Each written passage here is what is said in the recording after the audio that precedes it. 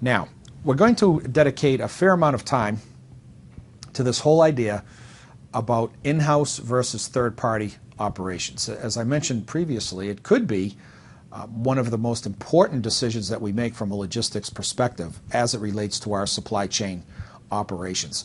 Are we going to conduct warehousing operations in-house? Are we going to do it ourselves? Or are we going to use third parties, 3PLs as they're oftentimes called?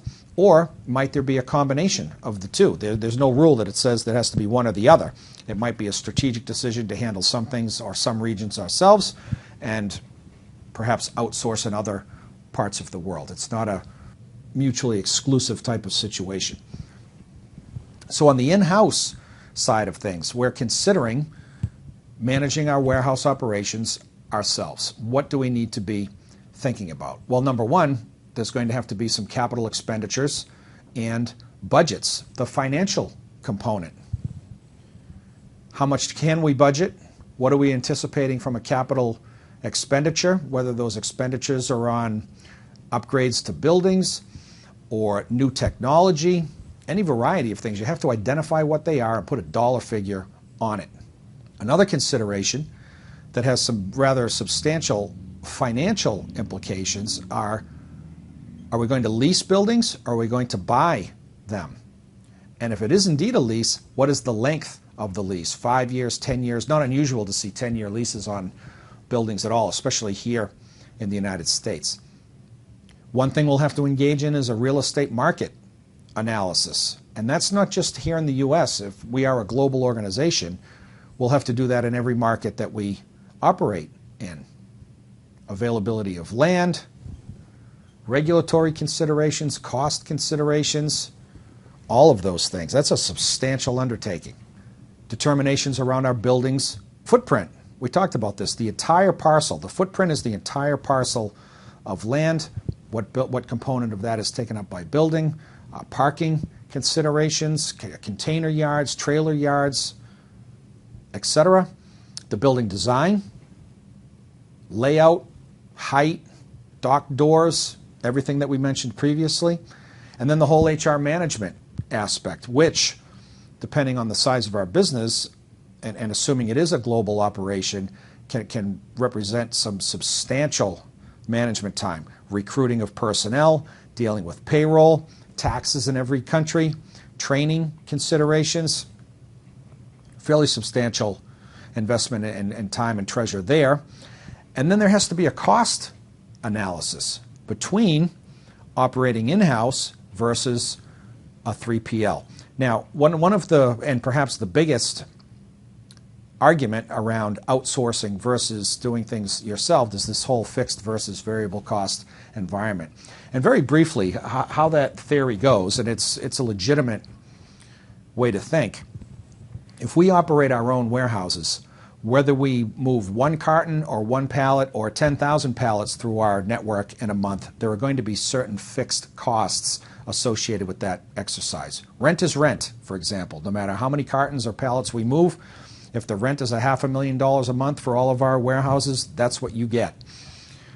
Conversely, if we work in a 3PL environment and an outsourced environment, the pricing structure is such that it's going to be on a variable cost basis, which is to say that we pay the 3PL for the amount of volume of business that we do with them. Maybe it's on a per pallet basis, maybe it's on a per article of clothing, depends on our model.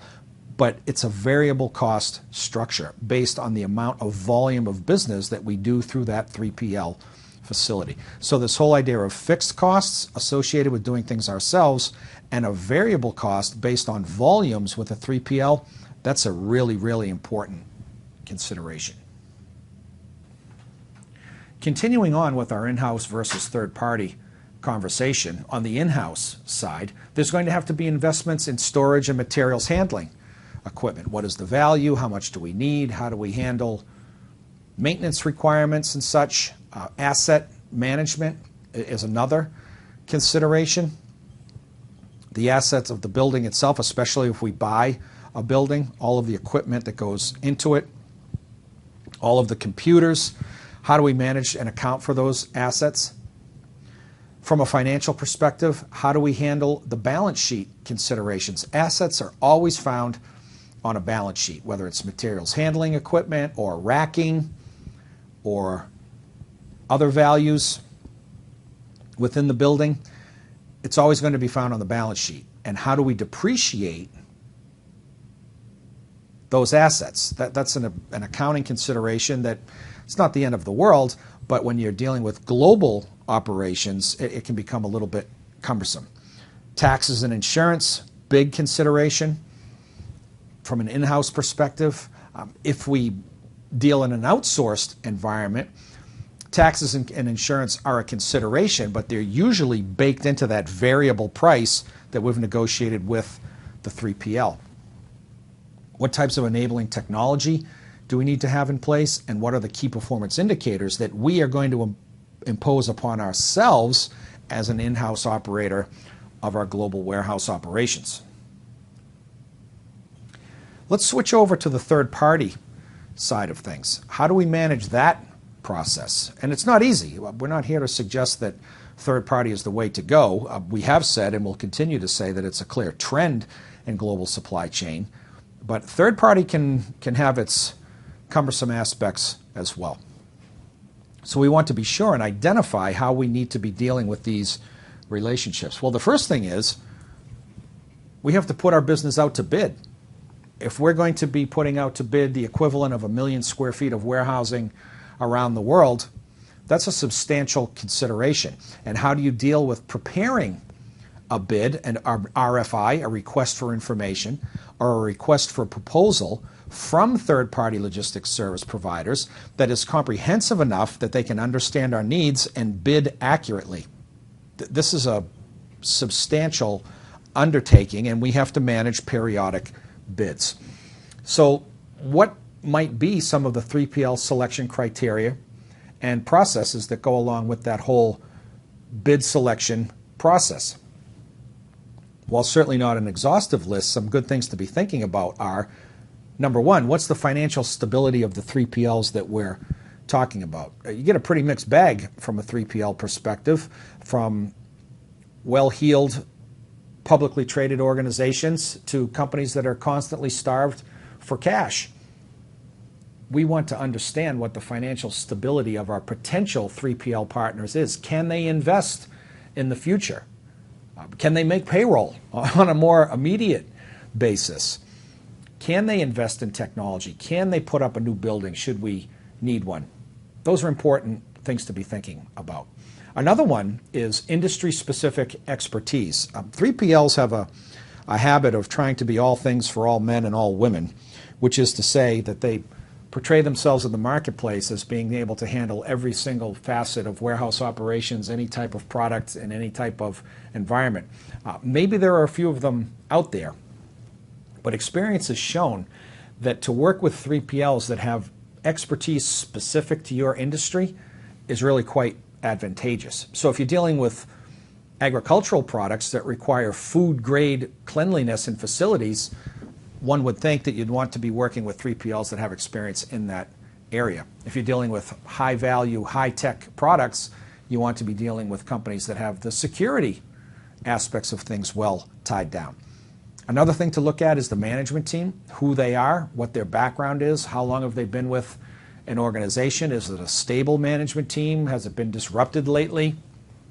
Have there been a lot of acquisitions that contributed to the disruption of that management team? You want to know who you're dealing with.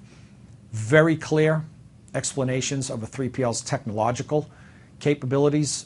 A lot of 3PLs will use commercially available warehouse management systems that you can go out and buy them from vendors in that space. Who do they use? How is it customized? How long have they been using it? What version are they on? That's important as well. What's the global footprint of a 3PL? When you're dealing with large organizations, large companies that have substantial global requirements from a warehousing perspective, you want to be asking those questions of your 3PLs. Do you have operations in Mexico? What do you look like in South Africa? Do you have a presence in Japan where warehousing is at a premium? things of that nature. Good thing to ask 3PLs also proof, specific proof, along with KPIs around their own continuous improvement initiatives. Are they engaged in things like Six Sigma or lean operations? And then finally on this slide, specific questions and proof backup as to how they select employees and the training that they engage in. What is the selection process? What is the criteria? Is a high school diploma required? Is there a background check? Is there drug testing? If there is drug testing, to what level? Non-proprietary access to training records, be it safety training, operational training, system training. These are all things that are going to impact our business as the company that's outsourcing our 3PL, our logistics activities. We need to know these things.